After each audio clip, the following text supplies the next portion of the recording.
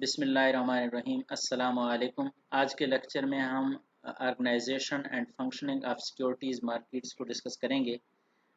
इसमें हम basically start करेंगे मार्केट की डेफिनेशन से कि मार्केट्स का पर्पस क्या होता है, मार्केट्स के फंक्शन क्या होते हैं, और फिर मार्केट के करैक्टरिस्टिक्स क्या होते हैं, और फिर डिफरेंस क्या है प्राइमरी मार्केट में और सेकेंडरी मार्केट में।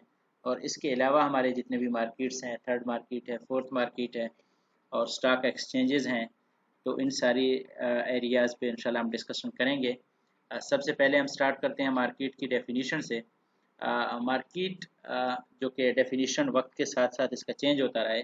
पहले मार्केट ये समझा जाता था कि वो प्लेस, वो स्पेस जो बायर और सेलर को इकट्ठे करता है और वो गुड्स और सर्विसेज का आपस में ट्रांसफ़र करते हैं। तो अब भी बेसिक कंसेप्ट तो यही है कि मार्केट जो बायर और सेलर को कंबाइन करे, बायर और सेलर को मिलाए, लेकिन अब फिज़िकल लोकेशन की रिक्वायरमेंट एज सच नहीं रही। शुरू शुरू में ऐसे होता था कि चूँकि अगर ए बी सी डी लोगों ने प्रोडक्ट ख़रीदने हैं तो ए बी के पास जाए, बी सी के पास जाए, सी डी के पास जाए और डी ए के पास जाए, ए और डी फिर बी के पास जाए, तो एक लेंथी प्रोसेस होता था। तो इसलिए मार्केट का कंसेप्ट आया कि ए बी सी डी किसी एक वाई प्लेस पे आ जाएं और वहाँ पे सारे अपने गुड्स और प्रोडक्ट्स की ट्रांजैक्शन करें और ट्रांसफ़र करें। तो एक आसान सिस्टम था, लेकिन अब ये सिस्टम और आसान हुआ है क्योंकि इसके लिए फ़िज़िकल लोकेशन की रिक्वायरमेंट नहीं है। बोथ बायर और सेलर बेनिफिट उठाते हैं इससे मार्केट में आके, क्योंकि उनका जो टाइम है और जो वक्त है और जो कास्ट है वो कम होता है मार्केट की वजह से। हम ये भी कह सकते हैं मार्केट एक मैकेनिज़्म है जो बायर और सेलर को इकट्ठे करता है। तो बेसिकली वो एक मैकेनिज़्म जो बायर और सेलर को इकट्ठे करता है वो मार्केट कहलाता है और इसके लिए फ़िज़िकल लोकेशन की रिक्वायरमेंट नहीं है। तो हम उसको एक मैकेनिज़्म वर्ड यूज़ कर सकते हैं उसके लिए।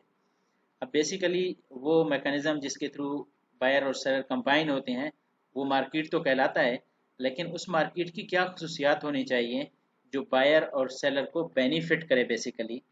तो अगर इसके हम गुड मार्केट के करेक्टरिस्टिक्स देखें तो उसमें तीन चार चीज़ें बहुत इंपॉर्टेंट हैं। मेनली जो सबसे पहली बात है कि available of past transaction information. अगर आप एक एक प्रोडक्ट की सेल करने जा रहे हैं या आप प्रोडक्ट को परचेज करने जा रहे हैं या सर्विसेज को परचेज करने जा रहे हैं या सर्विसेज को सेल करने जा रहे हैं, तो अगर आपको पता हो कि कल ये प्रोडक्ट कितने का मिला, कल किसी ने इसको कितने का ख़रीदा, परसों क्या रेट थी, तरसों क्या था, इसी तरह पिछले महीने क्या रेट्स थे, तो उससे आपको अंदाज़ा हो जाएगा कि आपके प्रोडक्ट्स की ये रेट होनी चाहिए और इस रेट पे ये प्रोडक्ट बिकना चाहिए। या अगर आप ख़रीदना चाह रहे हैं तो आपको आइडिया हो जाएगा कि इस रेट पे ख़रीदना चाहिए। तो must be timely and accurate. ये इन्फॉर्मेशन पास्ट हिस्ट्री, जिसको हम हिस्टोरिकल डाटा कहते हैं, अगर मार्केट में हिस्टोरिकल डाटा अवेलेबल है तो उसमें आप एक सही डिसीजन ले सकते हैं। मार्केट एफिशिएंसी, इंशाल्लाह हम नेक्स्ट किसी लेक्चर में मार्केट एफिशिएंसी को डिटेल में डिस्कस करेंगे। बहरहाल ये पॉइंट मार्केट एफिशिएंसी से रिलेटेड है और मार्केट का एफिशिएंट होना ज़रूरी है कि वहाँ पे वो सारे इन्फॉर्मेशन होने चाहिए जो कि बायर और सेलर को रिक्वायर्ड होते हैं। तो सबसे पहला जो करेक्टरिस्टिक्स है गुड मार्केट का कि availability of past transaction information, और वो टाइमली और एक्यूरेट होनी चाहिए। उसके बाद मार्केट के लिए ज़रूरी है कि मार्केट में लिक्विडिटी हो। लिक्विडिटी का मतलब ये है कि आपके पास कोई एसेट है, आपने कोई बॉन्ड, कोई स्टॉक परचेज किया है, तो वो लिक्विड होना चाहिए। और लिक्विडिटी के लिए ज़रूरी है कि उसकी मार्केटेबिलिटी हो। अब मार्केटेबिलिटी में मार्केटेबिलिटी का मतलब ये है कि एन एसेट्स, वो एसेट्स आप उसको बेच सकें उसकी प्राइस पे। अगर आपने आपने आपके पास एक एसेट है और आप उस एसेट को बेचना चाह रहे हैं, तो वो एसेट उस प्राइस पे बिकना चाहिए जो उसकी वैल्यू है, जो उसकी प्राइस है। तो मार्केटेबिलिटी का मतलब है बेसिकली कि आपने जो एसेट परचेज किया है, हम कह सकते हैं कि an asset's likelihood of being sold quickly, अपने टाइम पे फौरन वो एसेट अगर बिक जाता है, तो ये लिक्विडिटी के लिए एक कंडीशन है, लेकिन ये पूरी लिक्विडिटी नहीं है, ये सफिशेंट कंडीशन नहीं है कि अगर फ़ौरन एक एसेट बिक जाता है तो अच्छी बात है, लेकिन ये उसके लिए एक कंप्लीट लिक्विडिटी नहीं है, तो उसके लिए ज़रूरी है कि उसकी प्राइस कंटिन्यूटी भी होनी चाहिए। प्राइस कंटिन्यूटी का मतलब ये है कि वो एसेट अगर मार्केट में बिक रहा है तो वो प्राइस में जो चेंज होना चाहिए वो बिल्कुल मिनिमम सा चेंज होना चाहिए, बिल्कुल एक ह्यूज चेंज प्राइस में नहीं आना चाहिए। अगर आज एसेट आपने 100 का खरीदा है तो कल 101 या 100.5 पे, कल 101 और परसों 102 और फिर 101, मतलब वो प्राइस में जो फ्लक्चुएशन हो वो बहुत ज़्यादा ना हो, वो कम हो, इसको प्राइस कंटिन्यूटी बोलते हैं। और उसके बाद जो प्राइस डेप्थ है, इसका मतलब ये है कि अगर एक एसेट है मार्केट में और वो आप बेचना चाह रहे हैं या खरीदना चाह रहे हैं, तो उसके लिए बहुत ज़्यादा खरीदार, पोटेंशियल बायर और पोटेंशियल सेलर विलिंग हूँ उसको खरीदने के लिए, उस प्राइस के उस प्राइस पे, उस प्राइस से थोड़ा सा ऊपर और उस प्राइस से थोड़ा सा कम, तो इसको डेप्थ बोलते हैं कि उस प्राइस पे भी खरीदने के लिए तैयार हैं, उससे ऊपर भी कोई खरीदने के लिए ग्राहक आपको मिल सकते हैं, उससे कम प्राइस पे भी खरीदने के लिए ग्राहक मिल सकते हैं, तो इसको बेसिकली डेप्थ बोलते हैं। कि अगर आपके लिक्विडिटी उस चीज़ को, उस टर्म को कहते हैं कि मार्केटेबिलिटी हो उसमें, आप जल्दी उसको बेच सकें या खरीद सकें, और प्राइस कंटिन्यूटी हो, प्राइस में बहुत ज़्यादा फ्लक्चुएशन ना हो, और उसमें डेप्थ हो कि उससे बिलो और अबव प्राइस पे भी वो स्टॉक, वो एसेट आप बेच और खरीद सकते हैं। तो मार्केट के दो कंडीशन हमने डिस्कस किए हैं गुड मार्केट के पास ट्रांजैक्शन का डेटा अवेलेबल हो और वो एसेट लिक्विड हो और मार्केट में लिक्विडिटी हो, कोई भी एसेट आ जाए तो उस एसेट की मार्केटेबिलिटी हो, उसकी प्राइस कंटिन्यूटी हो और उसमें डेप्थ हो। और तीसरा जो मेन इंपॉर्टेंट करेक्टरिस्टिक्स है गुड मार्केट का, वो है लो ट्रांजैक्शन कास्ट।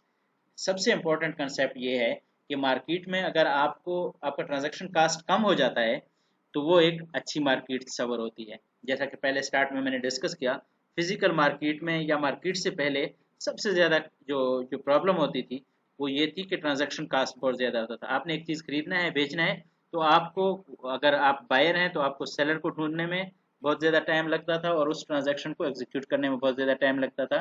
तो मार्केट ने इसको इम्प्रूव किया, और फिर अब जो मार्केट है, जो आज का मार्केट है, जिसमें आपको फिजिकल लोकेशन पे जाने की ज़रूरत नहीं है, आप फ़ोन पे, आप इंटरनेट पे, आप स्टॉक एक्सचेंज के थ्रू आप एक ट्रांजैक्शन कर सकते हैं जो कास्ट को, बेसिकली ट्रांजैक्शन कास्ट को लो करता है। तो ये एक बहुत इंपॉर्टेंट और गुड करेक्टरिस्टिक्स है मार्केट का। उसके बाद rapid adjustment of price to new information. जैसा कि पहला पॉइंट था कि इन्फॉर्मेशन होनी चाहिए, और लास्ट पॉइंट ये है कि अगर जैसे ही इन्फॉर्मेशन, न्यू इन्फॉर्मेशन जैसे ही आ जाए तो उसके मुताबिक आपकी प्राइस एडजस्ट हो जाए। तो उसके मुताबिक प्राइस अगर एडजस्ट हो जाती है तो ये गुड करेक्टरिस्टिक्स है आपके करेक्टरिस्टिक्स है गुड मार्केट का। तो मैं इन चारों करेक्टरिस्टिक्स को सिंपली रिपीट करता हूँ, और इनमें सबसे पहले जो है कि वो है timely and accurate information available हो on the price and volume of past transaction and the prevailing bid and ask prices. और दूसरी चीज़ ये है कि लिक्विडिटी होनी चाहिए, और लिक्विडिटी में जैसे हमने डिस्कस किया है कि मार्केटेबिलिटी हो, प्राइस कंटिन्यूटी हो और डेप्थ हो। और transactions entail how cost including the cost of reaching market, the actual brokerage cost and the cost of the transferring the asset। मतलब सिंपल अल्फाज में अगर हम कह दें तो लो ट्रांजैक्शन कास्ट होनी चाहिए, और उसके बाद rapid adjustment of price to new information होनी चाहिए। तो ये good characteristics of a good market या characteristics of a good market हैं। और उसके बाद अगर हम देखें तो प्राइमरी मार्केट और सेकेंडरी मार्केट, जो मार्केट्स की मेन टाइप्स हैं, इनमें जो प्राइमरी मार्केट है यहाँ हम न्यू सिक्योरिटीज़ को सोल्ड करते हैं, और इसमें जो फंड होता है वो इशूइंग यूनिट को जाता है। जब एक कंपनी शेयर इशू करती है तो वो पैसा कंपनी के पास जाता है, तो कंपनी की फाइनेंसिंग हो जाती है, और वो प्राइमरी मार्केट में होती है क्योंकि वो फर्स्ट टाइम शेयर्स मार्केट में फ्लोट किए जा रहे होते हैं। और सेकेंडरी मार्केट वो मार्केट होती है जिसमें ऑलरेडी इशूड शेयर खरीदे और बेचे जा रहे होते हैं, और इशूइंग यूनिट जो जो कंपनी होती है जो शेयर इशू करती है उसको फंड्स नहीं मिलते सेकेंडरी मार्केट के ट्रांजैक्शन से। सेकेंडरी मार्केट के ट्रांजैक्शन से फंड्स, जिसने ऑलरेडी शेयर को परचेज किया हुआ होता है, उसको फंड्स मिलते हैं, कंपनी की तरफ नहीं जाते। तो प्राइमरी मार्केट, जब न्यू शेयर इशू हो रहे होते हैं, वो प्राइमरी मार्केट बेसिकली मार्केट का एक कंसेप्ट है। जहाँ शेयर फर्स्ट टाइम ट्रेड हो रहा हो वो प्राइमरी मार्केट है, और यहाँ ऑलरेडी इशूड शेयर ट्रेड हो रहा हो वो सेकेंडरी मार्केट कहलाती है।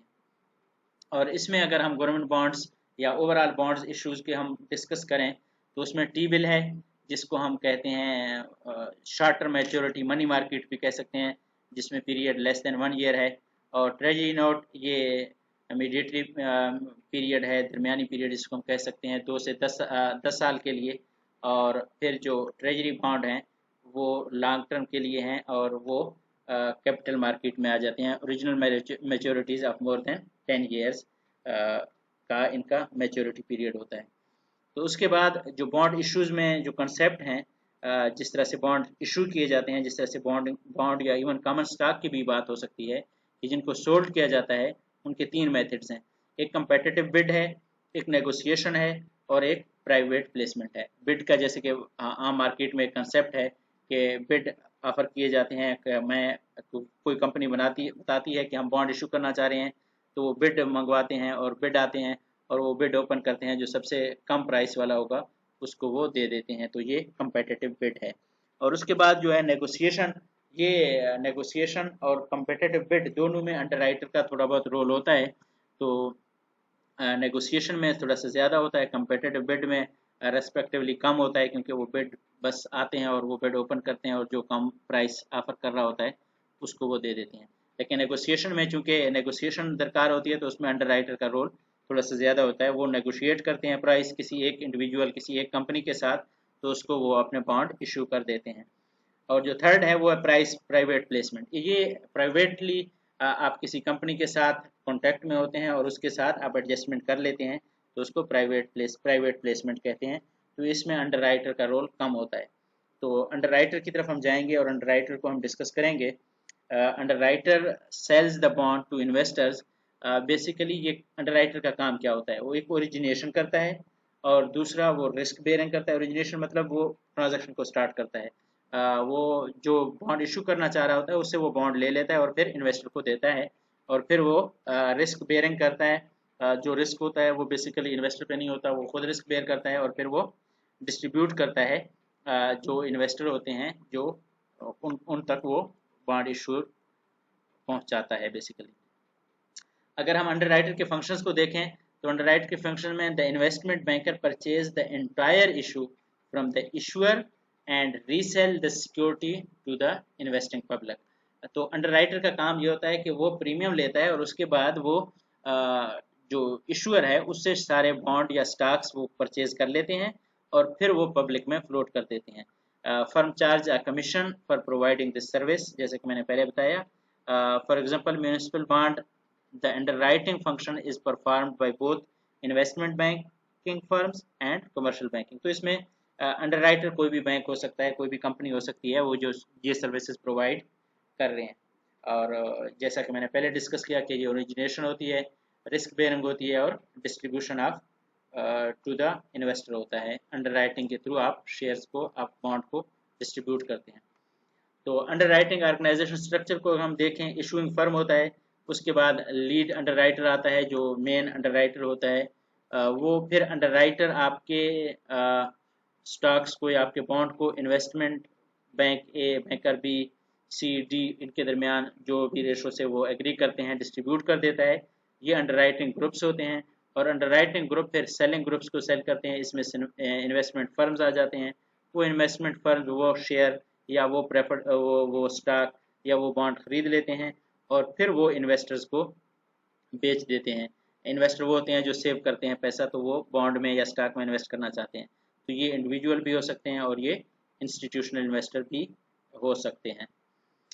उसके बाद कॉरपोरेट, जैसा कि हमने पहले बॉन्ड को ही डिस्कस किया है, लेकिन उसमें जो इशू है, जिस तरह मैंने पहले डिस्कस किया था, आईपीओ है, इनिशियल पब्लिक ऑफरिंग, जो प्राइमरी मार्केट में होती है, उसके भी फर्दर 2 टाइप्स हैं। तो वो 2 टाइप्स, एक है सीजनल न्यू इशू और एक है इनिशियल पब्लिक ऑफरिंग।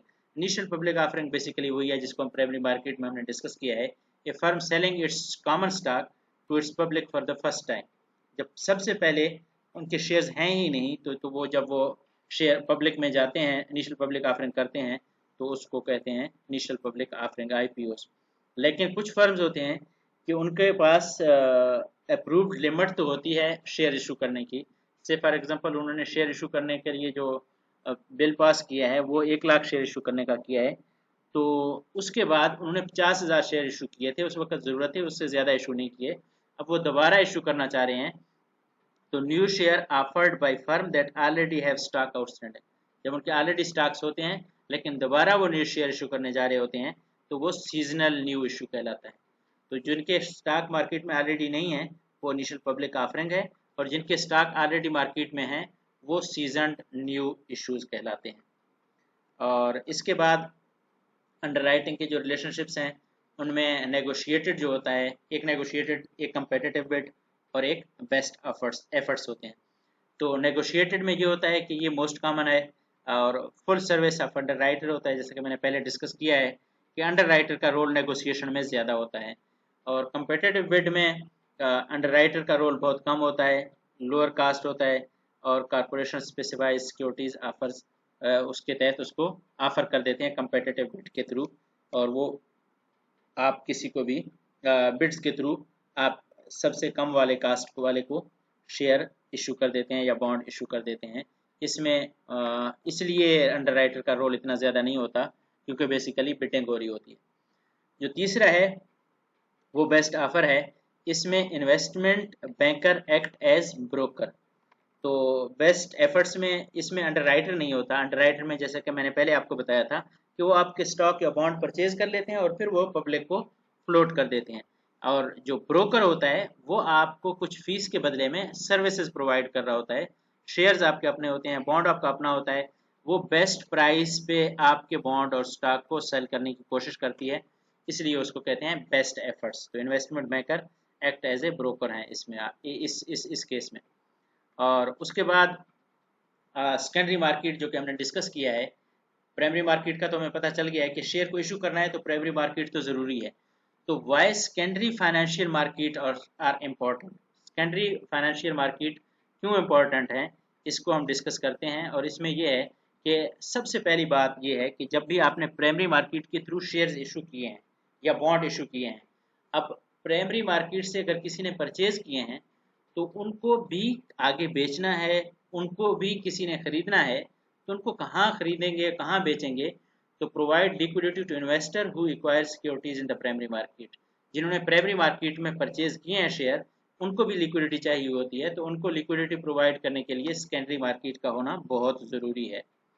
और अगर सेकेंडरी मार्केट में लिक्विडिटी ना हो और सेकेंडरी मार्केट कमज़ोर हो, तो उस सूरत में इन्वेस्टर प्राइमरी मार्केट में इशूइंग फर्म से बहुत ज़्यादा रिटर्न डिमांड करते हैं। क्यों? क्योंकि वो उसकी लिक्विडिटी नहीं होती। तो अगर लिक्विडिटी हो और लिक्विडिटी सेकेंडरी मार्केट से आती है, तो उस सूरत में वो रिजल्ट करता है lower required rate of return from the issuers. अब इशूअर्स को लोअर रेट ऑफ रिटर्न कब देना पड़ेगा? जबकि सेकेंडरी मार्केट होगा। तो सेकेंडरी मार्केट की एक इम्पॉर्टेंट करेक्टरिस्टिक्स ये भी है कि इशूअर के लिए रिक्वायर्ड रेट ऑफ रिटर्न को ये चीज़ कम करती है। अदरवाइज जो आपकी लिक्विडिटी कम होती है और उसके बदले में आपको ज़्यादा रेट ऑफ रिटर्न पे करना पड़ता है। और इसके साथ it helps to determine market pricing for new issues.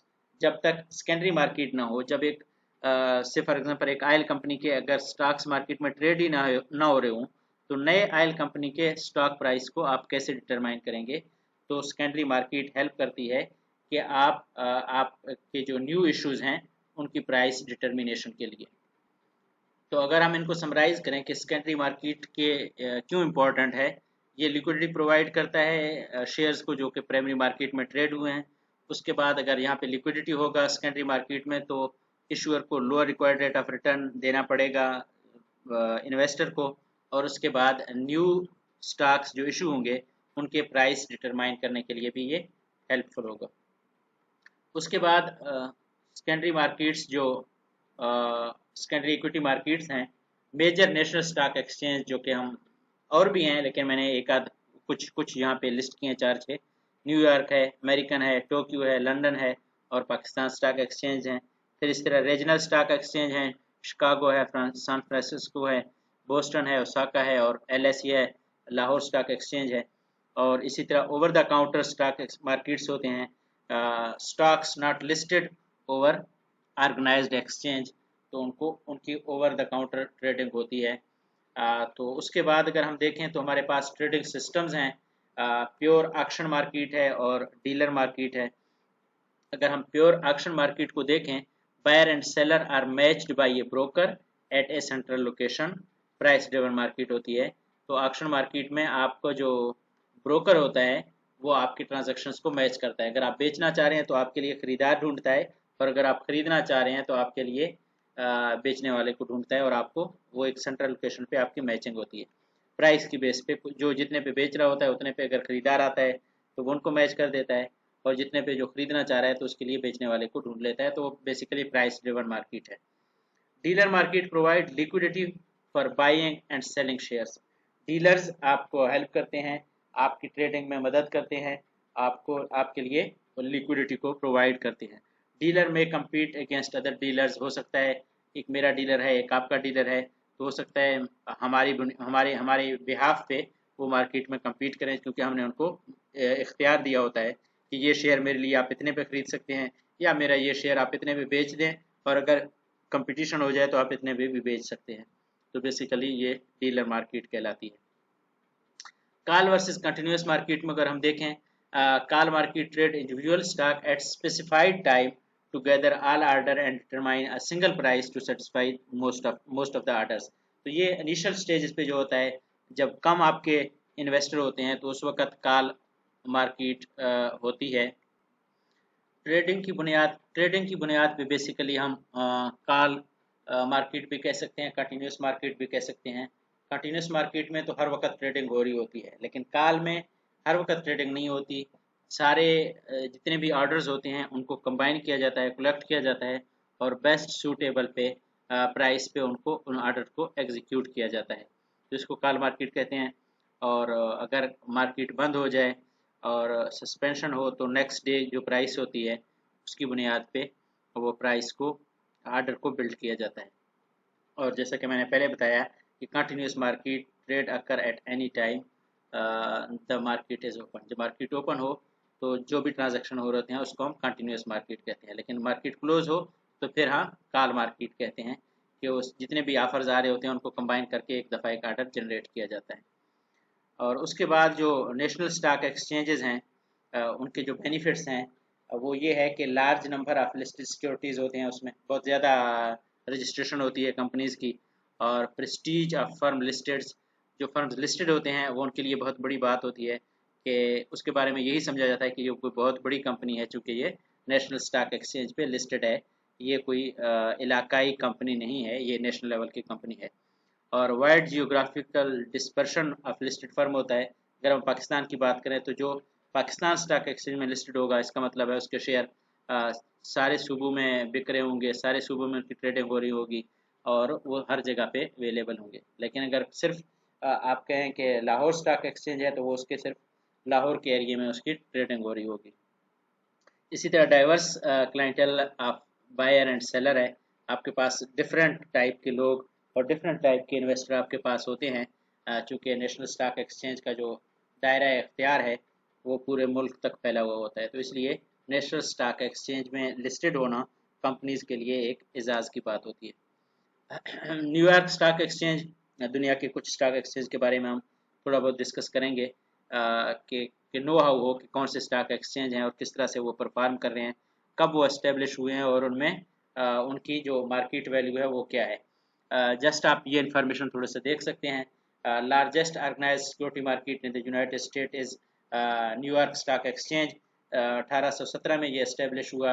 उससे पहले एक बटन वुड एग्रीमेंट जो 24 ब्रोकर्स के थ्रू 1792 में हुआ था, बेसिकली वहाँ से ये ओरिजिनेट हुआ था, फिर प्रॉपरली 1817 में ये इस्टेब्लिश हुआ। इसमें 3000 से ज़्यादा कंपनीज के सिक्योरिटीज़ लिस्टेड हैं, और टोटल मार्केट वैल्यू जो इसका है वो ओवर 13 ट्रिलियन डॉलर है बेसिकली। और उसके बाद अमेरिकन स्टॉक एक्सचेंज है।